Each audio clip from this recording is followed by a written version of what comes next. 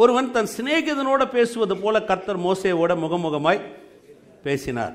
பின்பு அவன் பாளையத்துக்கு திரும்பினான். நூனின் குமாரனாகிய யோசுவா என்னும் அவனுடைய பணிவிடைக்காரனாகிய வாலிபன் ஆசாரிப்பு கூடாரத்தை விட்டு பிரியாது இருந்தான். பாருங்க, ஒருத்தர் வச்சிருக்கிறாரு. இவர் எப்படி பேசினாராம்? ஒரு சிநேகிதனிடத்தில் பேசுவது போல. அவருக்கு எப்படி பேசியிருக்கிறார் கர்த்தர்? அவருக்கு புரியுதுங்க, அவருக்கு எல்லாம் தெரியுங்க. அவருக்கு எதுவுமே தெரியாதுன்னா விஷயமே இல்லை. இப்போ அவனுக்கு இவர் என்ன பண்ணுறாரு? ஒரு சிநேகிதனாக மாற்றிக்கிட்டார். அவனை என்ன மாற்றிக்கிட்டாரு? சிநேகிதனாக மாற்றிக்கிட்டாரு. ஏன்னா சிநேகிதனாக மாற்றினா தான் சொல்கிற விஷயங்களை அவனுக்கு என்ன பண்ண முடியும்? புரியுங்க. இப்போ நீங்கள் யோசித்து பாருங்கள், சில நேரத்தில் கூட உறவுகளில் சில இணக்கம் அவசியம்ன்றான். எல்லா வகையிலுமே ஒரு கணவன் மனைவி உறவாக இருக்கலாம், ஒரு தாய் தகப்பனுடைய உறவாக இருக்கலாம், அப்பா பிள்ளைங்களுடைய உறவாக இருக்கலாம், எது வேணாலும் ஒரு இணக்கம் அவசியம். இணக்கம்ன்றது என்னென்னா ஒரு ஐக்கியத்தை வெளிப்படுத்த முடியும். நீ கூட பாருங்கள், கணவன் மனைவிக்கு சொல்கிறோம் பாருங்கள், ஏன் அவங்க குடும்பத்தில் ஒரே புகை வருதுன்னு காமிச்சா இணக்கம் இல்லை. அங்கே என்ன இல்லை? இணக்கம் இல்லை. சில நேரத்தில் சொல்லுவாங்க இல்லைங்களா, இந்த விவாகரத்து ஆனது இதெல்லாம் சொல்லுவாங்க இல்லைங்களா, அது சரி கிடையாது. நீங்களே கொஞ்சம் யோசிச்சு பாருங்கள், அவர் சரி கிடையாது, நீங்கள் சரியாக இருந்துடலாமே. இணக்கம் வேணும். சொல்லுங்கள், இணக்கம். இணக்கம்ன்றது என்னென்னா ஒன்றை ஒன்று விட்டு கொடுக்காமல் இருப்பது. அதுக்கு பேர் தான் என்னதுங்க? இணக்கம். விட்டு கொடுக்க முடியாது. என்ன நடந்தாலும் சரி, இது சரியாகலாம், இது சரி பண்ணி காமிச்சிருவோம்.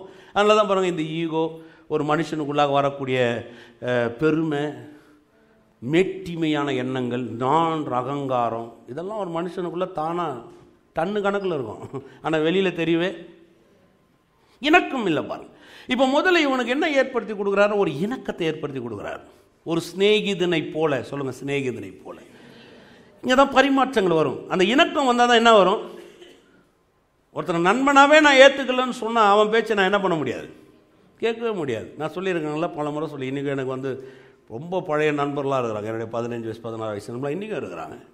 இன்றைக்கும் எங்கே பார்த்தாலும் அவங்க ரட்சிக்கப்படலாலும் சரி, என்னுடைய நண்பர்கள். அதை மட்டும் நான் மனசில் வச்சு இன்றைக்கும் பழகிறவங்க வீட்டுக்கு போகிறேன், சாப்பிட்றேன், அவனோட நல்ல நட்புறவு வச்சுருக்கிறேன். இன்றைக்கும் என்னை பார்த்தா யார் என் கூட எத்தனை பேர் வந்திருந்தாலும் என் கூட சில நேரத்தில் நாங்கள் அப்படி போகும்போது பாருங்கள், என் கூட நிறைய பேர் வருவாங்க. சில பாஸ்டர்ஸ் வருவாங்க, என்னுடைய அசிஸ்டன்ட் பாஸ்டர் வருவாங்க, நிறைய நண்பர்கள்லாம் வரும்போது அவங்க என்னை பார்த்துன்னு ஒதுங்கி நிற்பான்.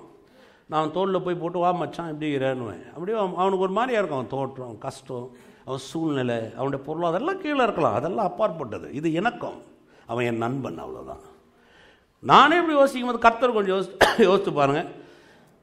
மோசேக்கு நிறைய விஷயம் குறைவாக இருக்கலாம், என்ன ஒன்றா இருக்கலாம், அவனை புரிஞ்சிக்க முடியாமல் இருக்கலாம். சில நேரத்தில் மோசே ஒரு லிமிட்டுக்குள்ளே இருக்கலாம், என்ன ஒன்றா இருக்கலாம். ஆனால் கர்த்தர் அவனை எப்படி பார்த்தாருன்னா பாருங்கள், இந்த வார்த்தை அவ்வளோ அருமையாக சொல்ல பாருங்கள். ஒரு சிநேகிதனை, ஒருவன் தன் சிநேகிதனோட பேசுவதை போல கர்த்தர் மோசேவோட முகமுகமாய் இணக்கத்தை கொடுக்குறாருங்க, புரிய வச்சு காமிக்கிறார். அடுத்து மோசே கர்த்தரை நோக்கி, தேவரீர் இந்த ஜனங்களை அழைத்து கொண்டு போ என்று சொன்னீர், ஆகிலும் என்னோடு கூட இன்னாரை அனுப்புவேன் என்பதை நீர் எனக்கு அறிவிக்கவில்லை. என்றாலும் உன்னை பெயர் சொல்லி அழைத்து அறிந்திருக்கிறேன் என்றும் என் கண்களில் உனக்கு கிருபை கிடைத்தது என்றும் தேவரீர் சொன்னதுண்டே. ஒரு பெரிய வேலையை கொடுத்துட்டீங்க, 30 லட்சம் பேர் இருக்கிறாங்க, இவங்களை கொண்டு போய் சேர்ப்பன்னு சொல்லியிருக்கீங்க. ஆனால் இவ்வளோ பெரிய வேலையில இவங்களை கொண்டு போய் சேர்க்கணும்னு சொன்னால் என் கூட யாரை அனுப்புகிறோம் நீங்கள் சொல்லவே இல்லையே. பாருங்கள், எல்லாருக்குமே யாராவது ஒருத்தர் வேணும் இல்லையா? ஏதோ ஒரு விஷயம் செய்யணும் கூட நமக்கு என்ன பண்ணணும்? யாராவது ஒருத்தர் நமக்கு வேணும். இப்போ அங்கே சொல்ல யாரை நீ அனுப்புன்னு சொல்லலையே. அவர் என்ன முடிவு எடுத்துருக்கிறாருன்னா, யாரையும் அனுப்புகிற முடிவு எடுக்கல, அவரே கூட வரலான்னு முடிவு எடுத்துருக்கிறார். இப்போ இவருக்கு என்ன பிரச்சனை? யாரையாவது. இப்போ நமக்கும் அதே பிரச்சனை தான் பாருங்கள். அநேக நேரத்தில் நம்ம யோசிப்போம் பாருங்கள், கர்த்தர் யாராவது அனுப்புவார். அவர் சொல்கிறார், நானே இருக்கும்போது யாரை நீ அனுப்ப சொல்கிறேன்னு கேட்பார் அவர். எதுவுமே நான் சொன்னதுனால நிறைய பேருக்கு என்ன தோணுது, ஆண்டவரே நீ யாரையாவது அனுப்பு. அவரே கூட இருக்கிறாருங்க. எத்தனை பேர் விசுவாசிக்கிறீங்க? அப்போ நிறைய நேரத்தில் நமக்கு பாருங்கள், யாராவது இந்த பிரச்சனையை தீர்த்துருவாங்களா, யாராவது வரமாட்டாங்களா, யாராவது நமக்கு இடப்பட மாட்டாங்களா, இதுதான் நம்ம எண்ணத்தை கெடுக்குது. நம்ம மனதில் இன்னும் வரவே இல்லை பாருங்கள். என்ன வரல? அவரே என் கூட இருக்கிறார். எத்தனை பேர் விசுவாசிக்கிறீங்க? பக்கத்தில் சொல்லுங்கள், அவரே உங்கள் கூட இருக்கிறார். ஏமே, அப்போ அவரே என் கூட இருக்கிறார். யாரை நான் அனுப்புவேன்? யார் அனுப்ப சொன்ன சொல்லிட்டு அவனே நிற்க வச்சுட்டான் பாருங்கள். அனுப்புவேன் என்பதை நீர் எனக்கு அறிவிக்கவில்லை. என்றாலும் உன்னை பெயர் சொல்லி அழைத்து அறிந்திருக்கிறேன் என்றும் என் கண்களில் உனக்கு கிருபை கிடைத்தது என்றும் தேவரீர் சொன்னது சரி விடுங்க, நீங்கள் யாரும் அனுப்பலான்ட்டீங்க, ஆனாலும் ஒரு வார்த்தையை அவனே சொல்லலாம். என்னை பெயர் சொல்லித்து அழைத்து, என்னை அறிந்து அழைத்திருக்கிறீர் அப்படின்ற வார்த்தையை பயன்படுத்தி உங்களுடைய கண்கள் எனக்கு கிருபை கிடைத்திருக்கிறேன்ட்டு நிற்க வைக்கல, கண்டினியூ பண்ணுறார். உம்முடைய கண்களில் இப்பொழுது எனக்கு கிருபை கிடைத்ததானால் நான் உம்மை அறிவதற்கும் உம்முடைய கண்களில் எனக்கு கிருபை கிடைப்பதற்கும் உம்முடைய வழியை எனக்கு அறிவியும், இந்த ஜாதி உம்முடைய ஜனம் என்று நினைத்தருளும். நல்ல காரியத்தை சொல்லலாம் பாருங்கள். கரெக்டாண்டவர், நீங்கள் சொல்கிறத நான் ஏற்றுக்கிறேன், நீங்கள் சொல்கிறத நான் அங்கீகரிச்சுக்கிறேன். ஆனால் ஒரு விஷயத்தை நான் எனக்கு சொல்லிக் கொடுங்களேன், உண்மை அறிகிறதுக்கு சொல்லுங்க, அவரை அறிகிறது. எவ்வளோ பெரிய விஷயம் இல்லையா? நீங்கள் நிறைய காரியம் என்ன தெரியுமா உங்களை சொல்கிறேன் பாருங்கள், நீங்கள் அவரை சரியாக அறிஞ்சிக்கலாம், அவ்வளோதான் பிரச்சனை. நீங்கள் அவரை சரியாக அறிஞ்சிங்க, உங்கள் வாழ்க்கையில் எல்லா பிரச்சனையும் மாறிடும் பாருங்கள். எத்தனை பேர் விசுவாசிக்கிறீங்க? இதாங்க உண்மை. சில நேரத்தில் நிறைய பேர் உறவுகளே அதே பிரச்சனை தான். ஒருத்தருக்கு ஒருத்தர் நிறைய மிஸ் அண்டர்ஸ்டாண்டிங் ஏன் வருதுன்னா சரியாக புரிஞ்சுக்கிறது இல்லை, சரியான வகையில் அறிஞ்சிக்காதனால தானே பிரச்சனையே.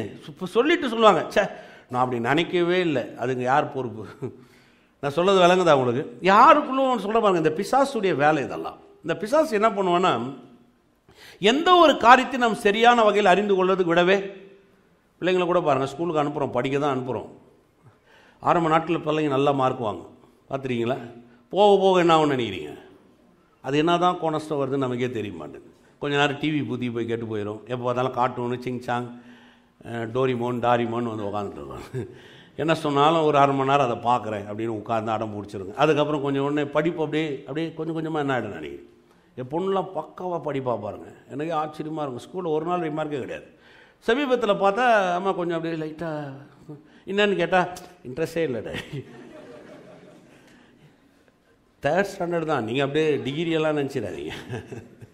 இன்ட்ரெஸ்ட் அந்த அறிவு வந்து ஏதோ ஒன்று பண்ணுறான் பாருங்கள். ஒரு குடும்பத்திலோட பாருங்கள், கல்யாணம் பண்ணுறதுக்கு முன்னாடி இந்த பசங்க லவ் பண்ணும்போது மாங்கு சுற்றுவான், கல்யாணம் ஆகிட்டா கண்டுக்க மாட்டான். குடும்பத்தை நடத்தும் போது கூட பாருங்கள், கணவன் மணி உறவில் எதுக்கு இந்த உறவுன்னே நிறைய பேருக்கு தெரியாது. காலிலேருந்து ஒரு ஓடுறதும், அவங்க சமைக்கிறதும், அவங்க வருவதும், இவங்க போகிறதும், அப்படியே நான் அந்த வீட்டுக்காக பெருசாக உழைக்கிறேன். முதல்ல எதுவுமே ஒரு அண்டர்ஸ்டாண்டிங்லே இல்லையே. எதுவுமே அண்டர்ஸ்டாண்டிங் இல்லாமல் எதுவும் செய்யவே எத்தனை பேர் ஒத்துக்கிறீங்க?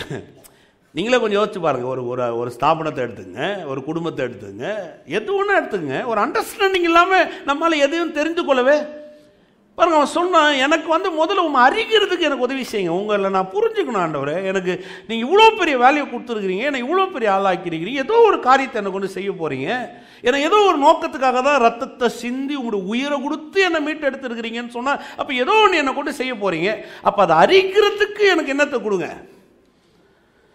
அறிவை கொடுங்க. பக்கத்தில் சொல்லுங்கள், அவர் அறிகிற அறிவு. ஏமே